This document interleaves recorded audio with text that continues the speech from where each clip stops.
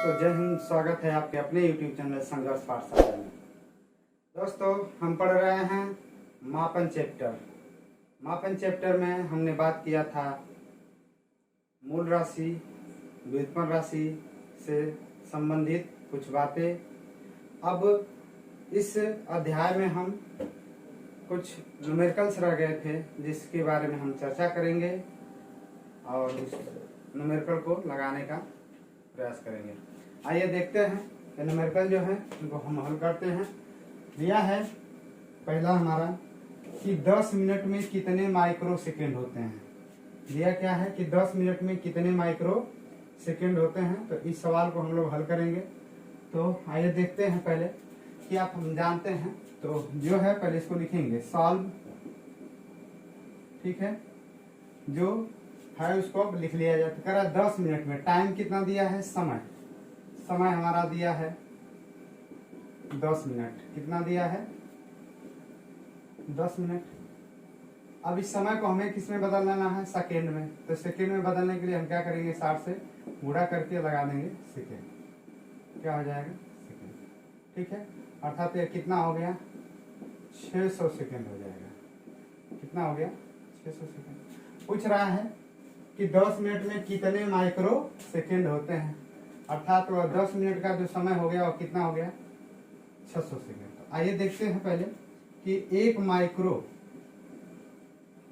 Micro का मान कितना होता है। एक माइक्रो इक्वल टू होता है 10 के पावर -6। अब जो लगाना होगा, जैसे अब लिखे पूछेंगे वो एक माइक्रो सेकेंड, तो क्या लगा देंगे सेकेंड, अर्थात 10 के पावर -60 सेकेंड हो जाएगा। कितना हो जाएगा 60 सेकेंड। तो पूछा है, देखिए पूछा क्या है कि 10 मिनट में कितने माइक्रो सेकेंड होता है। पूछ रहा है समय में माइक्रो सेकेंड पूछा है। तो हम इसको लिख सकते हैं चूंकि एक माइक्रो सेकेंड बराबर 10 के पावर कितना होता है -6 सेकेंड। इसलिए लिखेंगे इसको 10 के power -6 second equal to 1 microsecond. 1 microsecond ये हमारा। अब लिखेंगे तो इसलिए आगे करेंगे सेकेंड बराबर, अर्थात 1 सेकेंड बराबर कितना हो जाएगा, अर्थात 1 सेकेंड बराबर हो जाएगा 1 माइक्रो सेकेंड बटा के 10 के पावर -6 ये हो जाएगा।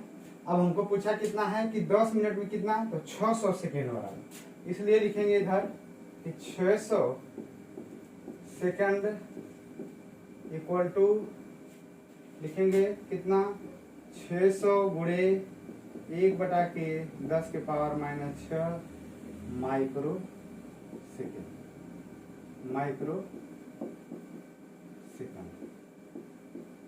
ठीक है। अब इसको हल करेंगे तो कितना हो जाएगा 0 0 0।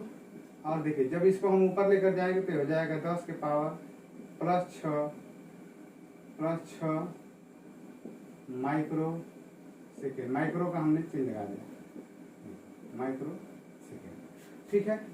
और इसको जब हम हल करेंगे तो हमारा हो जाएगा, इसको लिख सकते हैं 6 गुणे 10 के पावर 2 और गुणे 10 के पावर 6 माइक्रो सेकंड। अब इसको लिख सकते हैं पूरा 6 गुणे 10 के पावर 8 माइक्रो सेकंड। तो ये हमारा था इसका वैल्यू। क्या था इसका वैल्यू कि पूछा था कि 10 मिनट में कितने माइक्रो सेकेंड होते हैं। तो 10 मिनट में 6 गुणे 10 के पावर 8 माइक्रो सेकेंड होते। एक सवाल है कि एक दिन में कितने माइक्रो सेकेंड होते हैं। तो इसको लिखेंगे साल, एक दिन में कितने माइक्रो सेकेंड। तो सेकेंड में पूछा है तो आपको पता है कि एक दिन बराबर 24 घंटा। एक दिन बराबर 24 घंटा। तो इस 24 घंटा को हम किस में बदलेंगे, सेकेंड में। तो इसको लिखेंगे 24 गुणे 60 सेकंड। इसी के बराबर पूछा है, इसके बराबर लिखें तो गुणा करेंगे कितना हो जाएगा 2400 गुणे 3600 सेकंड। चूंकि हम जानते हैं कि 1 सेकेंड इक्वल टू 10 के पावर 6 माइक्रो सेकेंड होता है। ठीक है, इसलिए हम देखिए 1 माइक्रो सेकेंड बराबर 10 के पावर 6, 1 सेकेंड बराबर 10 के पावर 6 माइक्रो सेकेंड, इसलिए इतना सेकेंड बराबर कितना, तो लिखेंगे 24 गुणे 3600 सेकेंड। 3600 सेकेंड बराबर हो जाएगा 3600 सेकेंड बराबर हो जाएगा 24 गुणे 3600 गुणे 10 के पावर 6 माइक्रो सेकंड। ठीक है, अब इसको जब हम हल करेंगे तो क्या लिखेंगे, जब इसको हम हल करके लिखेंगे तो जब गुणा करेंगे तो आएगा मान आपका 8.46 गुणे 10 के पावर 10 माइक्रो सेकेंड। इसको पूरा हल करने पर यह हमारी क्या आ जाएगी वैल्यू। ठीक है ना, ये क्या थे मापन से संबंधित 2 सवाल हैं जिसको आप आसानी से लगा सकते हैं। चलिए अब अगला सवाल देखते हैं। अगला सवाल दिया है कि एक प्रकाश में कितने माइक्रोन होते हैं। यहाँ पे एक प्रकाश वर्ष या प्रकाश वर्ष कहेंगे, या दूरी का मात्रक होते हैं। एक प्रकाश वर्ष में कितने माइक्रोन होते हैं, इसको हम सॉल्व करेंगे, लिखेंगे कैसे। अब देखिए प्रकाश वर्ष क्या है, दूरी का मात्रक है, तो लिखेंगे प्रकाश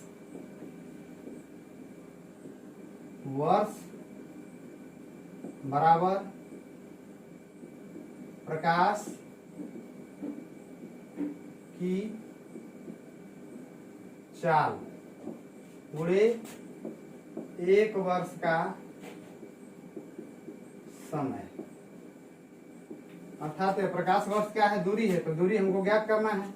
अब लिखेंगे प्रकाश की चाल होती है 3 गुणे 10 के पावर 8 मीटर प्रति सेकेंड गुणे।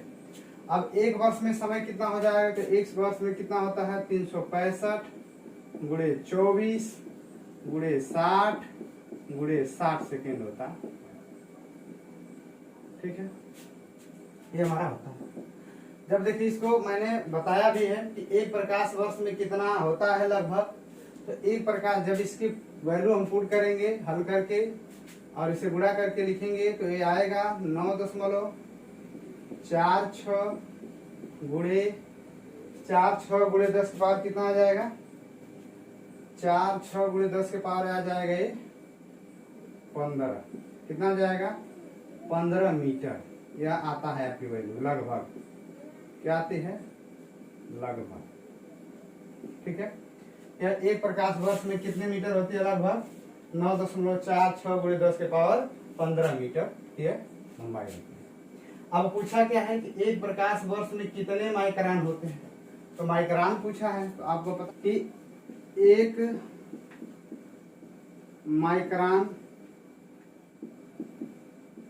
एक माइक्रोन बराबर होता है 10 के पावर -6 मीटर। इसलिए 1 मीटर बराबर कितना हो जाएगा, इसलिए 1 मीटर बराबर हो जाएगा 1/10 माइक्रोन। क्या हो जाएगा माइक्रोन। 1 मीटर इक्वल टू 10 के पावर 6 माइक्रोन। ये हमारी क्या हो जाएगी वैल्यू हो जाएगी, किसकी वैल्यू हो जाएगी 1 मीटर की वैल्यू। आइए देखते हैं, इसको लगाएंगे, जब लगाएंगे तो कितना हो जाएगा, तो 1 मीटर की वैल्यू कितना 10 के पावर -6 माइक्रोन। इसको लिखेंगे 9.46 गुणे 10 के पावर 15 और गुणे 1 मीटर की वैल्यू हो गई उतना, तो 10 के पावर कितना हो जाए 6 माइक्रोन। ठीक है, जब इसे हल करेंगे तो 9.46 गुणे 10 के पावर 21 माइक्रोन, ये क्या आएगी, वैल्यू आएगी लगभग, क्या आएगी, लगभग, या इसको लिख सकते हैं, देखिए 10 के मतलब 10 के करीब है तो इसको लिख सकते हैं 10 के पावर 22 माइक्रोन, 10 के पावर 22 माइक्रोन। तो ये था हमारा मापन में कुछ सवाल जिसको आपने हल, आप और हम दोनों ने मिल करके, हम सभी लोगों ने मिलकर क्या किया, हल किया। तो ऐसे हम सवाल देखते हैं। आइए अब हम लोग देखते हैं मापन में सदिश राशि और अदिश राशि। आइए अब हम आगे बात करते हैं सदिश राशि और अदिश राशि पे, जिसे क्या कहते हैं, vector quantities and scalar quantities. What is vector quantities and scalar quantities. तो हम बात करेंगे आपसे सदिश राशियां और अदिश राशियों से संबंधित। इस पे बात करेंगे सदिश राशियों पर और अदिश राशियों पर। आइए देखते हैं कि सदिश राशियां किसे कहते हैं और अदिश राशियां किसे कहते हैं। तो पहला हमारा है सदिश राशियां। देखिए क्या लिखा है, सदिश राशियां वेक्टर क्वांटिटी। वेक्टर क्वांटिटीज क्या होता है, वे भौतिक राशियां जिनको व्यक्त करने के लिए अर्थात दिखाने के लिए या दर्शाने के लिए परिमाण मतलब साथ साथ दिशा की भी आवश्यकता होती है, उन्हें सदिश राशियां कहते हैं। देखिए सदिश राशियां क्या होती हैं, वे भौतिक राशियां या वे सभी भौतिक राशियां जिनको व्यक्त करने के लिए परिमाण साथ साथ दिशा की भी आवश्यकता होती है, उन्हें सदिश राशियां कहते हैं। आइए देखते हैं कौन कौन सदिश राशियां हैं। जैसे में लिखा है विस्थापन, वेग। अब देखिए ध्यान सुनिएगा, यहाँ वेग है जो, या वेग की बात कर रहे हैं। वेग हमारी कौन सी राशि है, देखिए सदिश राशि। वेग के साथ साथ क्या मिलेगा आपको यहाँ पे चाल मिलेगा। क्या मिलेगा, चाल। देखिए चाल जो है यहाँ पे अदिश राशि है, वेग जो हमारा क्या है, सदिश राशि है। दोनों का मात्रक समान है। मैंने बात किया है आपसे कि वेग और चाल दोनों का मात्रक क्या होता है, समान होता है। और दोनों कौन सी राशि होती है, दोनों व्युत्पन्न राशि होती हैं, लेकिन एक इसमें सदिश होता है और एक अदिश होता है। और दोनों का मात्रक क्या होता है, सेम होता है। इसका भी मीटर प्रति सेकेंड और इसका भी मीटर प्रति सेकेंड। तो जैसे में फिर इसके बाद कह रहा है बल। बल भी हमारी कौन सी राशि है, सदिश राशि है। आवेग और संवेग, देखिए ध्यान से, आवेग और संवेग ये दोनों को साथ ही लिखा था। आवेग और संवेग दोनों क्या है, कौन सी राशि है, सदिश राशि है। अब मात्रक क्या होता था, न्यूटन सेकेंड। क्या था इसका मात्रक, न्यूटन सेकेंड। ठीक है, न्यूटन सेकेंड। संवेग और आवेग का मात्रक क्या था, न्यूटन सेकेंड। इसके बाद त्वरण। त्वरण भी हमारा क्या है, सदिश राशि है। भार, धारा घनत्व, वैद्युत क्षेत्र और चुंबकीय क्षेत्र, यह सभी किसके उदाहरण है, तो सदिश राशियों के उदाहरण है। इनको व्यक्त करने के लिए परिमाण के साथ साथ क्या चाहिए, दिशा भी चाहिए। परिमाण के साथ साथ क्या चाहिए, दिशा भी चाहिए। आइए इससे कुछ नोट संबंधित बातें हैं, जरा देख लेते हैं। लिखा है किससे बारे में, यह सदिश राशियों के बारे में। इसमें परिमाण व दिशा दोनों होता है। इसमें परिमाण व दिशा क्या होता है, दोनों होता है। बात सही है। देखिए परिमाण के साथ साथ क्या चाहिए, दिशा भी चाहिए। तो इसमें परिमाण व दिशा दोनों होता है। इसमें परिमाण व दिशा क्या होता है, दोनों होता है। अगला करा, इसे सदिश राशियों को गणित के साधारण नियमों द्वारा, सदिश राशियों को गणित के साधारण नियमों द्वारा जोड़ा घटाया नहीं जा सकता। वेरी इंपॉर्टेंट, क्या है, जोड़ा घटाया नहीं जा सकता है। सदिश राशियों को गणित के साधारण नियमों द्वारा जोड़ा घटाया नहीं जा सकता है। अगला है सदिश राशियों को उनके ऊपर तीर लगाकर व्यक्त किया जाता है। यदि किसी सदिश राशि को व्यक्त करना है तो उसके ऊपर हम क्या लगाकर व्यक्त करेंगे, तीर लगाकर व्यक्त करेंगे। जैसे बल, तो बल को हम कैसे दर्शाते हैं, हम बल को दर्शाते हैं कैपिटल एफ से, और इसको जब दर्शाना है तो इसके ऊपर क्या लगा देंगे, तीर। अब वेक्टर को दर्शाना, v को दर्शाना अर्थात वेग को दर्शाना है तो इसके ऊपर क्या लगा देंगे, एक तीर लगा देंगे। ये था हमारा संबंधित सदिश राशियों से। ठीक है, आइए हम नेक्स्ट बात करते हैं अदिश राशियां जिसे कहते हैं scalar quantity. What is the scalar quantities? तो क्वांटिटीज के बारे में देखते हैं। स्केलर लिखा है कि वे सभी भौतिक राशियां मैंने बताया था जिसका प्रत्यक्ष रूप से मापन किया जा सके उसे क्या कहते हैं? भौतिक राशियां कहते हैं। वे सभी भौतिक राशियां जिनको व्यक्त करने के लिए केवल परिमाण की आवश्यकता, किसकी बात होती है? दिशा की नहीं, उन्हें अदिश राशियां कहते हैं। उन्हें क्या कहते हैं? अदिश राशियां कहते हैं।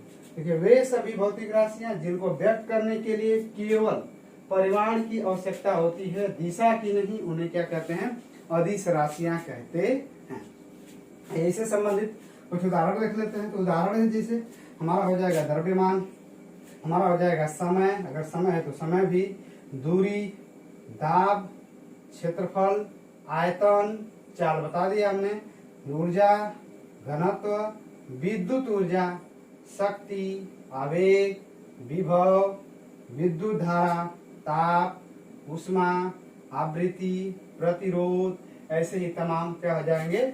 जितने भी बचेंगे वो सभी क्या किसमें मिल जाएंगे? आ जाएंगे अदिश राशियों में प्राप्त हो जाएंगे। ऐसे नोट संबंधित कुछ बातें हैं। टिकट के लिए इसमें केवल क्या होता है? परिमाण होता है। सही बात है, इसमें केवल क्या होता है? परिमाण होता है, दिशा नहीं होती है। दिशा नहीं, कौन नहीं? दिशा नहीं होती है, दिशा इसमें नहीं होती। अगला, अदिश राशियों को गणित के साधारण नियमों द्वारा जोड़ा या घटाया जा सकता है। अदिश राशियों, वेरी इंपॉर्टेंट, कि अदिश राशियों को साधारण नियमों द्वारा जोड़ा या घटाया जा सकता है। फिर क्या है? अगला है कि अदिश राशियों को साधारण अक्षरों द्वारा व्यक्त किया जा सकता है। अदिश राशियों को साधारण अक्षरों द्वारा व्यक्त किया जा सकता है। तो ये थी हमारी अदिश और सदिश राशियों से संबंधित बातें, उसमें कुछ उदाहरण तथा उससे कुछ विशेष बातें थी जिसको मैंने आपके यहाँ प्रस्तुत किया, आपके समक्ष प्रस्तुत किया, मैंने समझाया। तो मुझे पूरी तरह से उम्मीद है कि यह सेशन आपको बहुत अच्छी तरह से समझ में आया होगा। अब हम अगले सेशन में, नेक्स्ट क्लास में आपसे बात करेंगे कोटिमान संबंधित, अर्थात सार्थक अंक, निरर्थक अंक, अर्थात किसी भी संख्या को कोटिमान में कैसे प्रदर्शित किया जाता है। इन तमाम बातों पे हम नेक्स्ट क्लास में आपसे विचार विमर्श करेंगे। तब तक के लिए आपसे हम अलविदा चाहते हैं।